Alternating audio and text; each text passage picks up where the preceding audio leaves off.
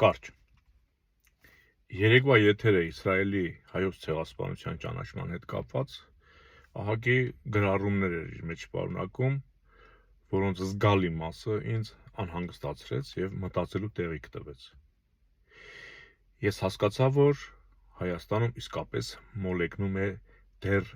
թրքաբոլշևիկյան Լենին-Ստալինյան այդ գաղափարախոսությունը։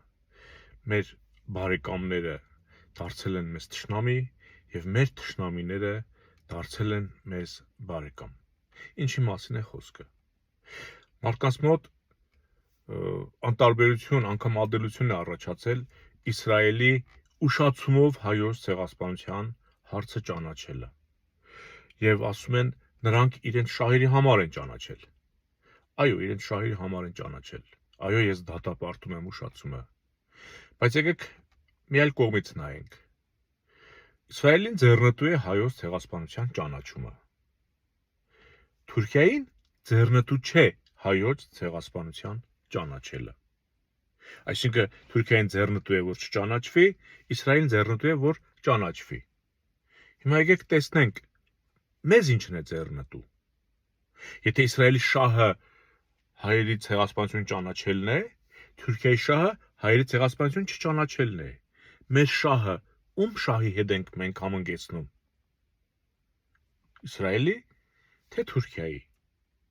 Այսինքն ստացվում է, որ թուրքերը կարողացել են Նիկոլի միջոցով Հայաստանում ինչ մենակ Նիկոլի չէ, թրքաբոլշևիկյան ռեժիմի, այսինքն պուտինյան, ռուսական, կրեմլյան ռեժիմի միջոցով մեր մեջ մտցնել մի բան, որ մենք ինքներս պայքարենք մեր շահերի դեմ։ Ստացվում է, որ մենք Իսրայելին վիրավորելով, մերժելով աջակցում ենք թուրքերին։ Դուք սա չեք նկատում։ Դուք սա չեք նկատում։ Հայոց ցեղասպանության հարցը նման կերպ արծարծելը նշանակում է ժխտողական քաղաքականություն վարել, ասել է, թե լինել Թուրքիայի կողքին։ Այդ թե Նիկոլը ձեզ ուր է հասցրել։ Եվ դուք չեք նկատում Նիկոլի անտրամադիր լինելը, իր մտահոգությունը, որովհետև իր տերը Պուտինը իրեն փոխանցում է, իր գրկից վռնդում է դեպի Էրդողանի ծունկ, եւ այդ թռիչքի պահին Էրդողանի ծունկը փշրվում է, եւ ինքը չի կարող փափուկ վայրեջք կատարել այդ ծնգի վրա։ Չեք նկատել Նիկոլի դեմքի արտահայտությունը։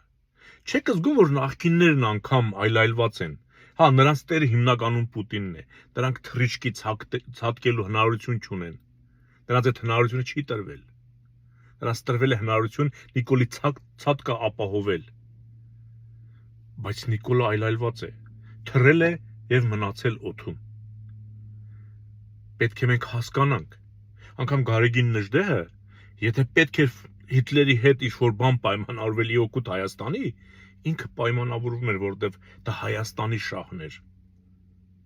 Պետք է խոհեմ լինել։